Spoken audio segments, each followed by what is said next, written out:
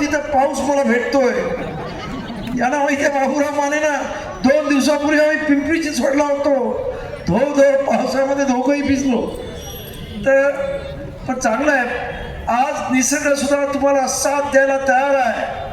सोलापूरचा दुष्काळ पळवायला निसर्ग सुद्धा तुमच्या बरोबर आहे की तुमची मागणी रास्त आहे. आणि त्यामुळं हा निसर्ग सुद्धा, हा पाऊस सुद्धा तुम्हाला साथ देतोय. काय म्हणजे आज हे जे आंदोलन आहे ते एका वेगळ्या टप्प्यावरून अख्ख्या जगभर गेलेलं आहे. आता राजकुमार पडून सांगितलं, न्यूयॉर्कमध्ये, त्याचबरोबर जर्मनीमध्ये, ब्रिटनमध्ये अनेक ठिकाणी या विद्यार्थ्यांवरती लाठीचार्ज झाला. त्यामुळे मोर्चे निघाले आणि त्या सर्व जगभर फक्त जय भीमचा नारा आज गुंजत होता. त्यामुळे जय भीमच्या नारामध्ये एवढी ताकद आहे की मला वाटत नाही की महाराष्ट्रामध्ये कोणाची माय वेळली असेल की या जय भीमवाल्यांबरोबर पंगा घेण्याची. त्यामुळं मला पूर्ण खात्री आहे की आज तुम्ही एवढ्या मोठ्या संख्येने आलेला. खरं म्हणजे मग असे एक जण म्हणाले की आमचे मुख्यमंत्री विधानसभेमध्ये म्हणाले की सुप्रीम कोर्टाचा जजमेंट आहे, मी लागू करू की नको. अरे जरा तुम्ही पण वकील आहात असं समजता आहात की नाही खरं माहीत नाही मला, पण बोललं जातं. ते एकदा ती जजमेंट नीट वाचून तर पहा. जजमेंटमध्ये कुठेही म्हटलं नाही की हे उपवर्गीकरण लागूच केलं पाहिजे. आणि तसं असतं तर मग तुमच्या UP-मध्ये लागू करून बघा ना, कारण तिथे जवळपास 30% SC समाज आहे आणि तिथे हे उपवर्गीकरण लागू केलं तर तुमची काय खट्टी होईल हे लक्षात सुद्धा येणार नाही. आणि म्हणून उगाच महाराष्ट्रातल्या जनतेला फसवण्याचा प्रयत्न करू नका. तिथे स्पष्ट त्या जजमेंटमध्ये लिहिलेलं आहे की पहिल्यांदा इम्पेरिकल डाटा हवा, म्हणजे अचूक माहिती असल्याशिवाय तुम्ही हे अशा पद्धतीचा निर्णय घेऊ शकत नाही. त्याचबरोबर तुम्हाला या राज्यामध्ये हे जर उपवर्गीकरण करायचं असेल तर त्याचा राजकीय फायदा घेण्यासाठी उपवर्गीकरण करू नका असा स्पष्ट आदेश आहे. आणि तुम्ही हे पुढे राजकारण करण्याचा प्रयत्न करताय. या इथं दलितांमध्ये फाटाफूट करण्याचा प्रयत्न करताय. आपल्याला माहित असेल कर्नाटकमध्ये सुद्धा हे उपवर्गीकरण करण्यात आलं, परंतु कर्नाटकमध्ये उच्च न्यायालयाने कर्नाटकाच्या लगेच त्याला स्टे दिला. कारण महत्वाचं आहे की संविधान एक बोलतं आणि हल्ली सुप्रीम कोर्ट वेगळंच बोलतं. हल्ली सुप्रीम कोर्टावरती पण किती विश्वास ठेवायचा हा महत्वाचा प्रश्न आहे. कारण 2004 मध्ये इवी चनिया वर्सेस आंध्र प्रदेश अशी एक कोर्टामध्ये, सुप्रीम कोर्टामध्ये केस आली.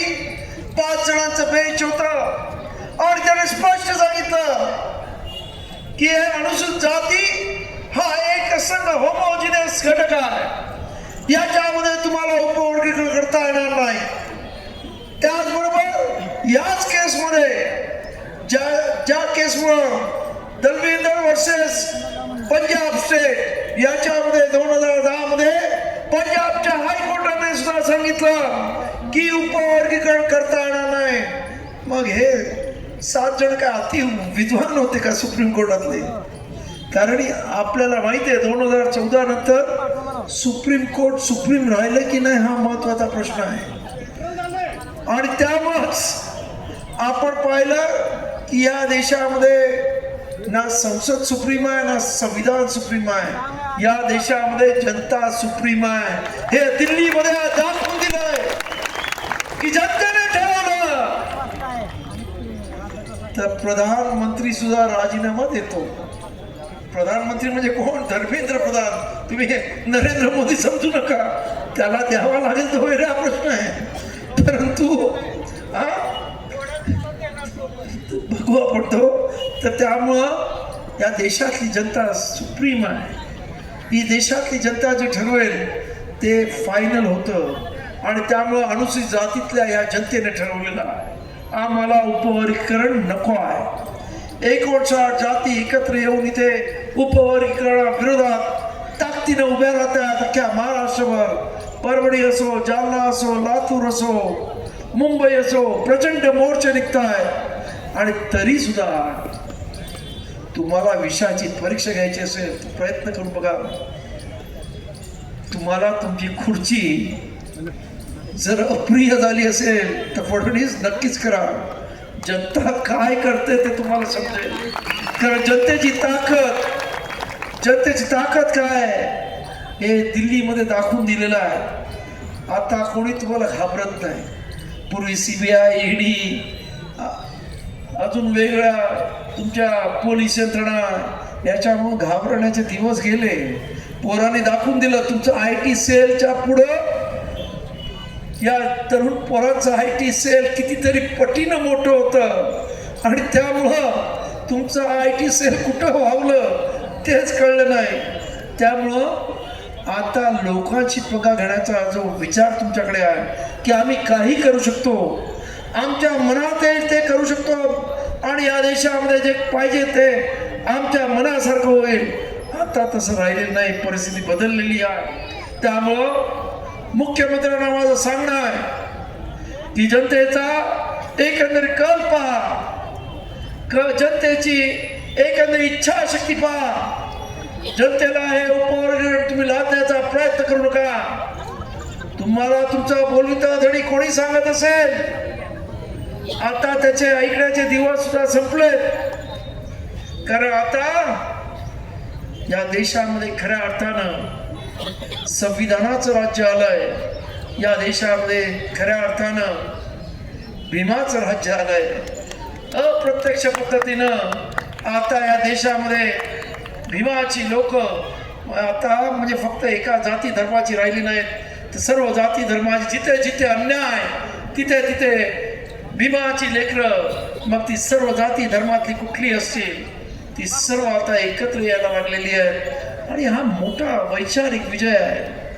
आज ही मंडळी प्रयत्न करतायत की या मनुवादाचे विचार परत या देशावर थोपवण्याचे, परंतु आता हा विज्ञानवादी जगापुढे हे जुनं पुराण त्यांचं कर्मधरित्री असणारं विज्ञान आता टिकणार नाही आहे. आता लोक नव्या नव्या संशोधनाचं आणि नव्या नव्या विचारांचे पाठीराखे झालेले आहेत. त्या देशामध्ये सुद्धा अत्यंत मोठ्या संख्येने विज्ञानाची क्लास जाणारी लोक आणि तरुण पिढी झालेली आहे. त्यामुळं तुम्ही किती प्रयत्न केला की बाबासाहेबांनी फिरवलेलं हे चक्र, जे या देशामध्ये पहिल्यांदा लोकशाहीचं हे चक्र फिरवलं ते उलट फिरवण्याचा प्रयत्न केला. परत एकदा परिवर्तनाचं चक्र फिरवण्याचा उलटा तुम्ही प्रयत्न करत असाल तर तुम्ही यशस्वी होऊ शकणार नाही, हे लक्षात घ्या. या इथं आज संपूर्ण 59 जाती ज्या पद्धतीने एकत्र आलेल्या आहेत त्याबद्दल खरं म्हणजे मी आपल्या सर्वांना धन्यवाद देतो. अनेक विषयावरती बोलण्यासारखं आहे, परंतु पावसाचा काही भरोसा नाही. आपण पण 5 तास माझ्याबरोबर या संपूर्ण मोर्चामध्ये इथे आलेला आहात. खरंच तुमच्या याच ताकदीला खरं म्हणजे लोक घाबरतात. आंबेडकर समाजाची ताकद ही एकदा तरी ठरवलं की केल्याशिवाय तो मागे हटत नाही. तुम्हाला सांगतो ही ताकद अत्यंत म्हणजे आंबेडकर समाजाचं आज महाराष्ट्रामध्ये अख्ख्या देशामध्ये एक दहशत आहे. आणि हे दहशतीचं तुम्हाला सांगतो की इंदू मिलचं मी 12.5 एकर मुंबईत ती जागा घेतली आहे. तिची किंमत 10,000 कोटीच्या वरती आहे. बाबासाहेब स्मारक अत्यंत मोठ्या पद्धतीने होत आहे. अजून एखाद्या वर्षामध्ये होईल अशी माझी अपेक्षा आहे, कारण सरकार हळूहळू ते करत आहे. ठीक आहे, बाबासाहेबांच्या स्मारकाच्या नावात 7-12 झालेला आणि ते जेव्हा मी घेतलं तुमच्यासारखेच आंबेडकर भीम सैनिक माझ्याबरोबर होते आणि आम्ही तिथं मुंबई पोलीस होते, SRP होती, रॅपिड ॲक्शन फोर्स AK-47 घेऊन होते. पण आम्ही घुसायचं ठरवलं आणि आम्ही घुसलो आणि मग मुंबईच्या आमच्यावरती केसेस केल्या हिंदू मिलवाल्यांनी.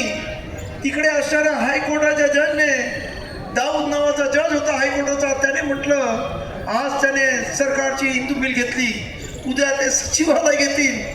मुंबई पोलीस काय करतात? तेव्हा मुंबई पोलीस कमिशनरने काय उत्तर दिलं माहिती का? त्या तिथं माझ्याकडे SRP रॅपिड ॲक्शन फोर्स सर्व होतं. मी आदेश दिला असता तर 50-100 त्यांचे मेले असते. पण त्या चैत्यभूमीच्या परिसरामधला एकही पोलीस मला जिवंत सापडला नसता. ये डर कैसी लगती है? बहुत अच्छी लगती ना, ही की ताकत है. आणि मग ये डर ऐसा ही रहना चाहिए. अच्छा लगा ना? बहुत अच्छी बात है. आणि त्यामुळंच मला पूर्ण खात्री आहे की आपण सर्व एकत्र राहिलो तर आपल्याला कोणी इथं हे उपवर्गीकरण करू शकणार नाही. फक्त आपण एकत्र राहा, सर्व जाती जमाती सर्व एकत्र पद्धतीने कामाला लागा. आपण आपली ही ताकद एक दिलानं एक विचारानं अशीच पुढे नेऊ, एवढीच आपल्या सर्वांना विनंती करतो. आणि आपल्या सर्वांनी इथं येऊन या मोर्चाला प्रचंड अशी ताकद दिली आणि आम्हाला एक ऊर्जा दिली सर्वांना. त्याबद्दल आपल्या सर्वांना क्रांतिकारी जय भीम करतो आणि मी माझ्या वाणीला विराम देतो. आपल्या प्रति मंगलमैत्री कामना करतो.